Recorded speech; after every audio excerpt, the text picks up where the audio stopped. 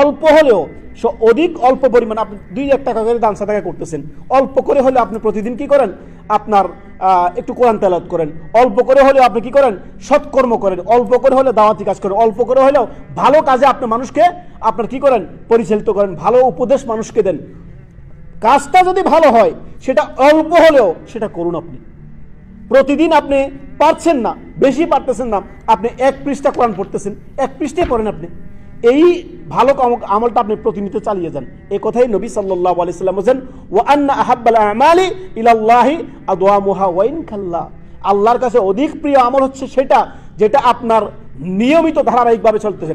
নিয়মিত আপনি কোরআন তেলাওয়াত করুন, প্রতিদিন 1 পৃষ্ঠা হলে আপনি কোরআন পড়ুন, প্রতিদিন নিয়মিত যদি পারেন কিছু সময় আপনি কি করেন, রাতের সালাত, আপনি রাতের তাহাজ্জুদ পড়ুন কিংবা কিয়ামুল লাইল করুন, প্রতিদিন পড়ুন নিয়মিত অল্প হলেও। ফরজ ওয়াজিব ঠিক আছে, নেক নফল ইবাদতগুলো যদি আপনি প্রতিদিন ধারাবাহিকভাবে করতে পারেন, ভালো, এটা অত্যন্ত ভালো, খুবই ভালো।